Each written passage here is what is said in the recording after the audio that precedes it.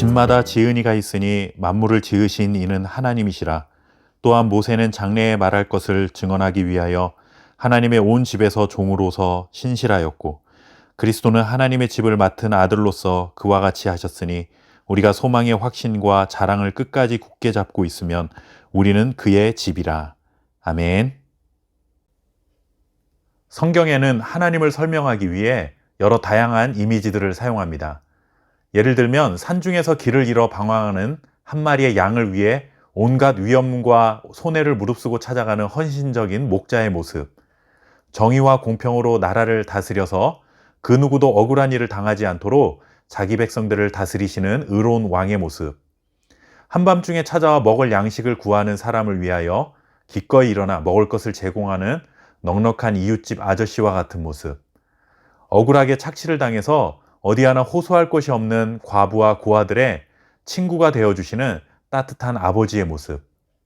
이런 다양한 묘사들은 하나님이 어떤 분이신지를 우리가 더 잘 이해할 수 있도록 사용된 은유적 표현들입니다. 오늘 히브리서 말씀은 이런 은유적인 표현들의 하나를 더하고 있습니다. 하나님은 집을 지은 집주인과 같다라고 말합니다. 우리가 흔히 세상을 창조하신 하나님이라고 말하는 이 창조 사역을 두고 히브리서 기자는 하나님께서 집을 지으셨다라고 표현하고 있는 것입니다. 이 세상 모든 것이 다 하나님의 손으로 지으신 하나님의 집이죠. 세상 어느 구석 자그마한 것 하나도 하나님이 만드신 집이 아닌 것은 전혀 없습니다. 온 우주 만물이 하나님이 거하시는 하나님의 집인 것입니다. 그런데 하나님은 특별히 자기 백성들과 함께 살 집을 만들길 원하셨습니다. 다시 말하면 하나님께서 자기와 함께 살아갈 가족들을 만드시고 하나님의 가정을 이루시기를 원하신 것입니다. 가정을 세우기 위해서는 기본적으로 필요한 것이 무엇입니까? 바로 함께 살아갈 집과 그 집에 살아갈 가족이라고 할 수 있습니다. 하나님은 자신의 가족으로 우선 구약에서는 이스라엘 백성들을 선택하시죠. 그리고 신약으로 넘어오면 이 가족의 개념이 확장되는데 히브리서 3장 1절의 표현을 빌리자면 하늘의 부르심을 받은 거룩한 형제들이라고 말합니다. 즉 예수님을 믿는 사람들, 우리가 성도라 부르는 그 부름받은 사람들이 바로 하나님의 가족입니다. 이렇게 하나님께서 가족을 만드시고 그들과 함께 살 집을 건축하시기 위해 일꾼을 세우시죠. 구약에서는 모세가 그 역할을 했고 신약에서는 아들이신 예수님이 그 역할을 감당하셨습니다. 모세를 통해 성막을 만드시고 이후에 이것이 성전이라는 하나님의 집으로 건축됩니다. 그리고 예수님을 통해서는 교회라는 하나님의 집, 공동체가 세워지게 되죠. 하나님의 가족을 만들고 집을 만드는 일을 위해 구약에서는 모세가, 그리고 신약에서는 예수님이 신실하게 사역을 감당하신 것이죠. 그래서 오늘 히브리서 말씀에 모세와 예수님이 하나님의 집을 위해 자기들을 보내신 하나님을 향해 충성스럽게 일을 잘 감당했다라고 전하고 있습니다.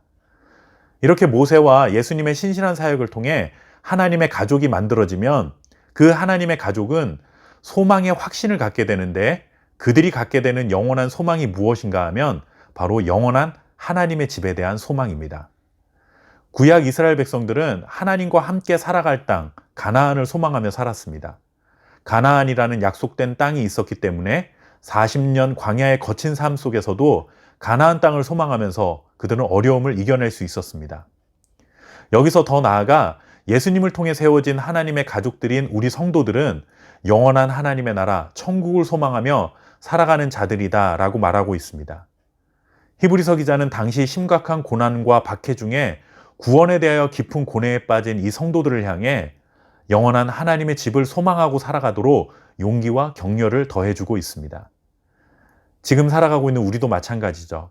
지금 우리에게 닥치는 환난과 핍박, 그리고 유혹과 회유의 풍랑 속에서도 끝까지 견딜 수 있는 확신과 소망이 무엇이냐라고 묻는다면 그것은 바로 영원한 하나님의 집, 천국이 우리에게 약속되어 있음을 통해 그 소망을 갖게 되는 것입니다. 그리고 이 모든 것을 가능케 하신 분이 누구일까요? 신실한 사도요, 완전하신 대제사장 예수 그리스도이십니다. 그래서 히브리서 3장 1절에서 예수를 깊이 생각하라 라고 권면하고 있는 이유가 바로 여기에 있습니다. 인생의 바다에서 비바람이 치고 풍랑을 만난다 할지라도 거친 광야의 길에서 약속의 땅인 가나안을 소망하며 살았던 하나님의 백성들처럼, 그리고 예수 그리스도를 통해 약속된 영원한 하나님의 집, 천국을 바라보며 인생의 항해를 해나가는 성도들이 되시기를 바랍니다. 감사합니다.